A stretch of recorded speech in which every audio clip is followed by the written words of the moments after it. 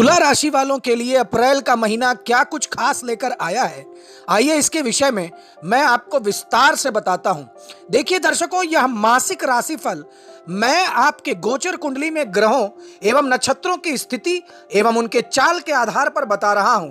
और तुला राशि वाले जातकों के गोचर कुंडली में ग्रहों की स्थिति क्या है, आइए इसके विषय में मैं पहले आपको बताता हूं। देखिए, तुला राशि के गोचर कुंडली में बृहस्पति देव बुध के साथ सप्तम भाव में बैठे हुए हैं। वहीं सूर्य राहु के साथ ग्रहण दोष बना रहे हैं और यह ग्रहण दोष आपके गोचर कुंडली के छठे भाव में हो रहा है।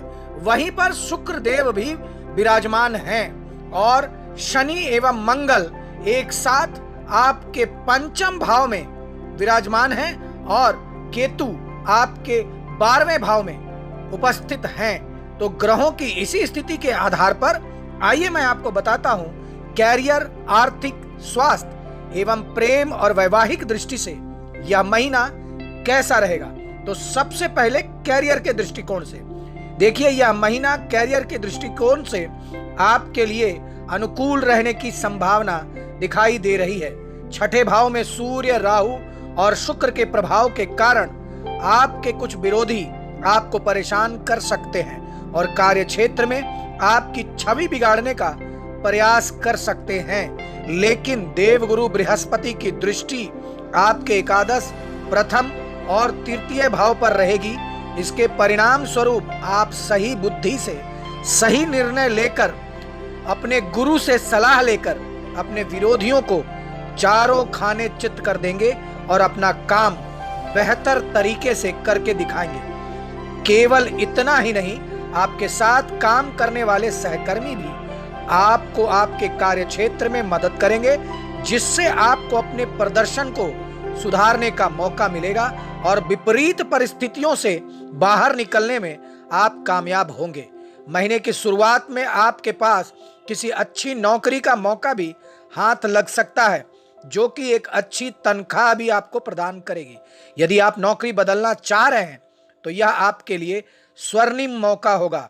व्यापार करने वाले जातकों के लिए भी यह महीना अच्छा रहेगा।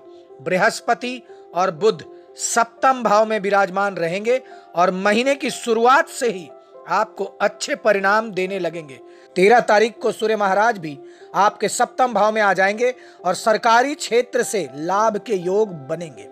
यदि आप व्यापार करते हैं और वह भी किसी सरकारी क्षेत्र से संबंधित है तो यह महीना आपको उत्तम सफलता प्रदान करेगा। अब आइए मैं आपको बताता हूं आर्थिक दृष्टि से यह अप्रैल का महीना कैसा रहेगा। देखिए, महीने की शुरुआत से ही आप अपने धन को बढ़ाने का प्रयास करते रहेंगे। मंगल और शनि पंचम भाव में बैठकर आपके एकादश भाव को पूर्ण दृष्टि से देखेंगे, जिससे आपकी आमदनी बढ़ने के योग बनेंगे। तीव्र गति से धन आपके पास आएगा। देवगुरु बृहस्पति भी आपके प्रथम, तृतीय और एकादश भाव को देखेंगे और आपकी आमदनी में बढ़ोतरी करेंगे। आपकी दैनिक आमदनी भी अच्छी रहेगी, जिससे दैनिक आवश्यकताओं की पूर्ति भली प्रकार होती रहेगी। हालांकि सूर्य, राहु और शुक्र के महीने की शुरुआत में ही आपके छठे भाव में बैठकर द्वादश भाव को देखने के कारण आपके खर्चे अप्रत्याशित रूप से बढ़ते रहेंगे।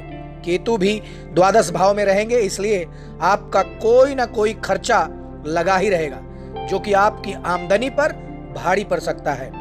मंगल 23 तारीख को छठे भाव में आकर इन खर्चों को और बढ़ा सकते हैं। लेकिन सूर्य देव 13 अप्रैल को सप्तम भाव में चले जाएंगे और शुक्र भी 24 अप्रैल को आपके सप्तम भाव में प्रवेश कर जाएंगे। इससे आपको यह लाभ होगा कि खर्चों में कुछ कमी आनी शुरू हो जाएगी। अंततः आपकी आर्थिक स्थिति को बढ़ने में मददगार बनेगी। यदि आप किसी भी तरह का निवेश करना चाहते हैं और दीर्घ अवधि के लिए निवेश का अवसर देख सकते हैं, वह भी 23 अप्रैल के बाद, तो उससे आपको अच्छा लाभ मिलने के योग बनेंगे। किसी संपत्ति के क्रय विक्रय में भी आपको इस महीने लाभ मिल सकता है। अब आइए मैं आपको बताता हूं कि अप्रैल का महीना स्वास्थ्य के दृष्टिकोण से कैसा रहेगा। देखिए, इस महीने आपका स्वास्थ्य थोड़ा कमजोर और उतार चढ़ाव से भरा रहने वाला है।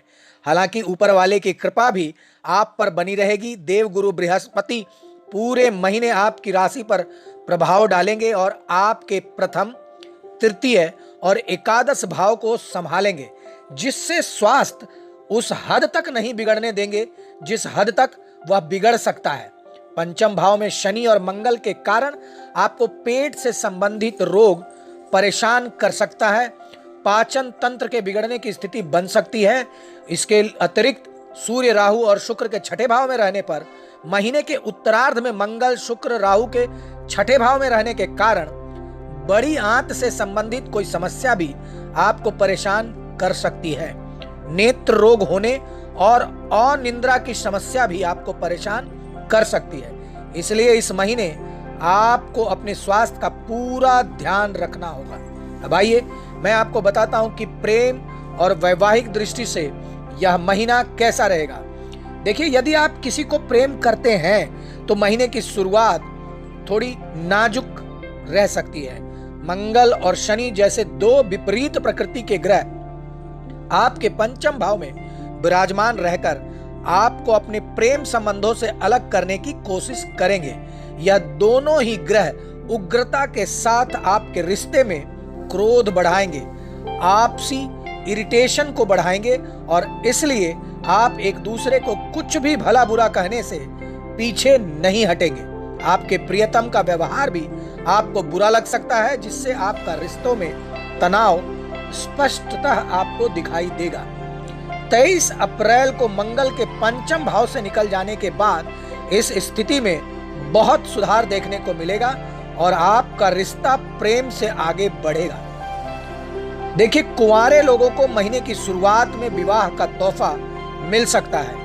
यदि आप किसी से प्रेम करते हैं तो महीने की शुरुआत में प्रेम विवाह भी आपका हो सकता है। कुछ जमीन जायदाद के मौके या घर बनाने को लेकर कहासुनी आपकी हो सकती है, जिसके लिए आप भी थोड़े परेशान रहेंगे और परिवार का माहौल भी कुछ तनावपूर्ण हो सकता है। देवगुरु बृहस्पति की कृपा से आप सही निर्णय लेकर अपने रिश्ते को संभाल पाने में कामयाब रहेंगे। चतुर्थ भाव के स्वामी शनि महाराज पंचम भाव में बैठकर माता पिता से प्रेम को बढ़ाएंगे। माता जी के स्वास्थ्य में सुधार होगा।